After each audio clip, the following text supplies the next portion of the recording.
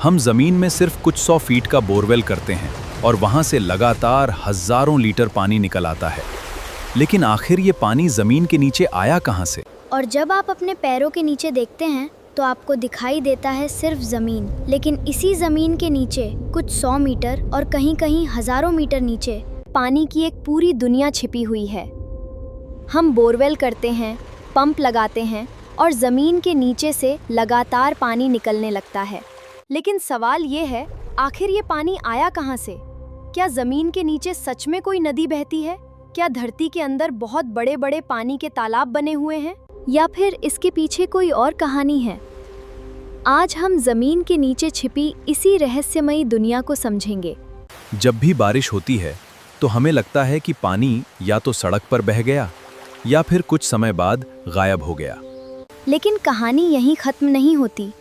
बारिश की कुछ बूंदें, मिट्टी में मौजूद छोटे छोटे खाली स्थान, रेत के पार्टिकल्स के बीच की जगह और चट्टानों की दरारें, इन सब के रास्ते पानी नीचे की तरफ जाता रहता है। लेकिन हर बूंद जमीन के बहुत अंदर तक नहीं जाती। कुछ पानी पौधे इस्तेमाल कर लेते हैं तो कुछ पानी सूरज की गर्मी से वापस एटमॉस्फेयर में चला जाता है और कुछ पानी जमीन के अंदर पहुंचकर एक बहुत बड़ी अंडरग्राउंड सिस्टम का हिस्सा बन जाता है। अब एक सवाल, अगर पानी जमीन के अंदर चला गया तो आखिर वो रुकता कहाँ है? यहाँ एक बहुत इंटरेस्टिंग बात समझनी होगी। ग्राउंड वाटर किसी अंडरग्राउंड स्विमिंग पूल में जमा नहीं होता। अधिकतर जगहों पर ये पानी मिट्टी और चट्टानों के छोटे छोटे पोर्स और क्रैक्स के अंदर मौजूद होता है। कुछ चट्टानें ऐसी भी होती हैं जिनमें पानी आसानी से गुजर सकता है, जैसे सैंड और ग्रेवल से बनी लेयर्स। इनके अंदर पानी जमा भी हो सकता है और फ्लो भी कर सकता है। अब सोचिए, एक बोरवेल जमीन के अंदर सैकड़ों फीट तक चला जाता है और अचानक पानी मिलने लगता है। लेकिन बोरवेल ने पानी नहीं बनाया, उसने बस अंडरग्राउंड वाटर बेयरिंग लेयर तक रास्ता बनाया है।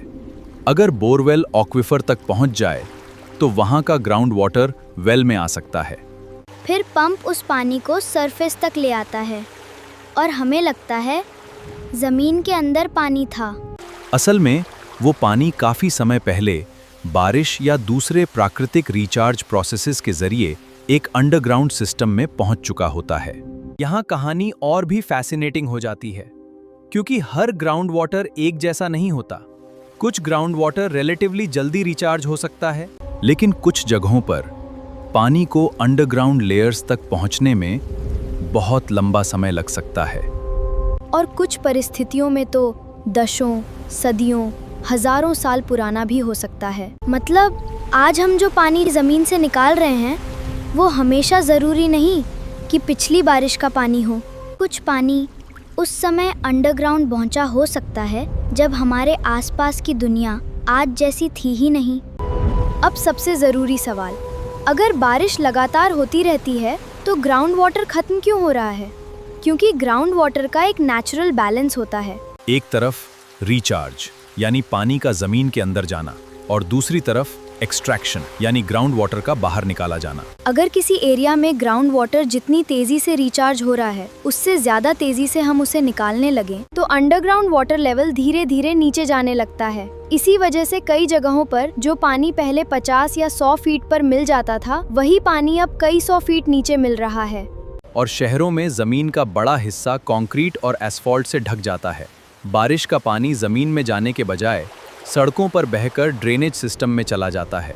यानी बारिश हो रही है, लेकिन उसका एक बड़ा हिस्सा ग्राउंड वाटर को रिचार्ज करने के काम नहीं आ पाता। इसीलिए रेन वाटर हार्वेस्टिंग जैसी टेक्निक्स महत्वपूर्ण हो जाती हैं। इनका उद्देश्य सिर्फ पानी बचाना नहीं, बल्कि बारिश के पानी को सही तरीके से जमीन तक पहुंचाना भी है।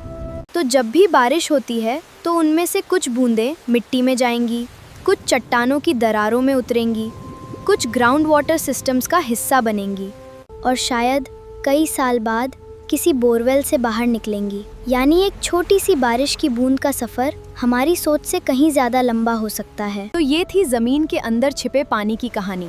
अगर आपको वीडियो पसंद आया हो तो इसे लाइक ज़रूर करें। मिलते हैं अगले वीडियो में। Thanks for watching.